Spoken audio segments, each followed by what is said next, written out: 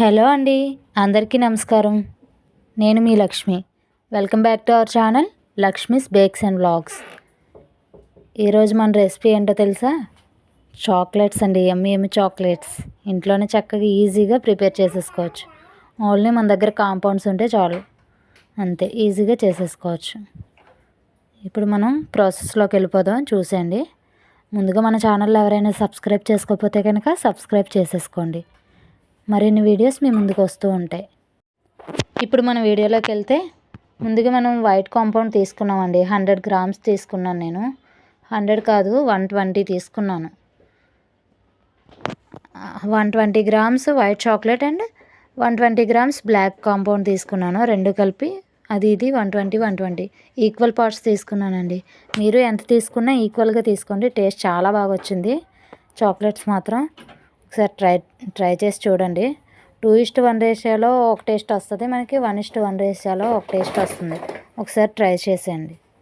ఇక్కడ మనం చూపిస్తున్నట్టుగా చాక్లెట్ ఇప్పుడు మనం తీసుకున్నాం కదండి, వైట్ డార్క్ కాంపౌండ్స్, వాటిని చక్కగా చిన్న పీసెస్ కింద చాక్తో కట్ చేసేసుకోండి. ఒక బౌల్లోకి తీసుకోండి. కట్ చేసేసుకొని మనం దీన్ని డబుల్ బాయిలింగ్ మెథడ్లో చేయాలి కాబట్టి ఒక బౌల్లోకి కట్ చేసుకొని పక్కన పెట్టుకోండి. తర్వాత స్టవ్ ఆన్ చేసి చిన్న గిన్నెతో, మనకి అంటే ఇప్పుడు చాక్లెట్ తురిమాం కదా, ఆ బౌల్ పట్టాలండి.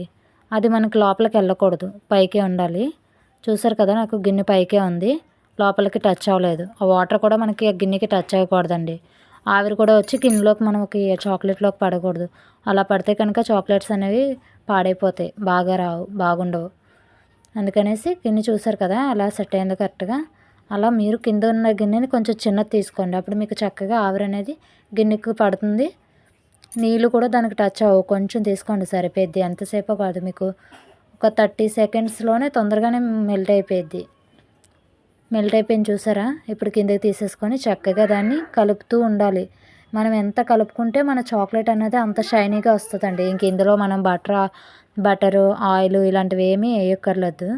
చక్కగా ఇలా మెల్ట్ అయిన తర్వాత చక్కగా కలుపుకుంటూ అలా బాగా చల్లారే వరకు కలుపుతూనే ఉండండి. దాన్ని ఏం పక్కన పెట్టేయద్దు మీరు, ఎందుకంటే మనం ఎంత కలిపితే దాన్ని చాక్లెట్ అనేది అంత షైనీగా కనిపిస్తుందండి.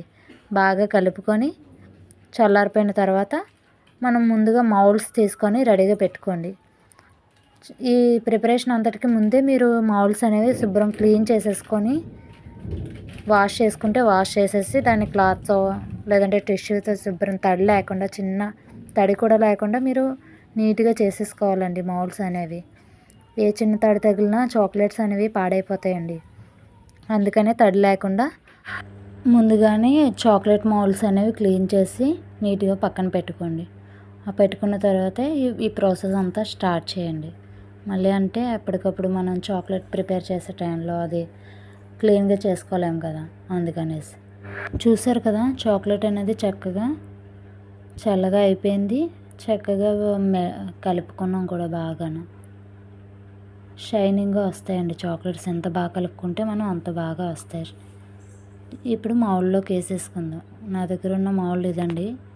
ఇది స్క్వేర్ షేప్ ఒకటి ఉంది, అంటే చిన్నగా డైరీ మిల్క్ చిన్నవి ఉంటాయి కదా, ఆ షేప్ ఉంది. నెక్స్ట్ హార్ట్ షేప్ ఉందండి, అంతే. నేను దీంతోనే 2 బ్యాచెస్ కింద వేసుకున్నాను. మనకి 35 వరకు వచ్చేయండి, నేను చెప్పిన క్వాంటిటీ తీసుకుంటే.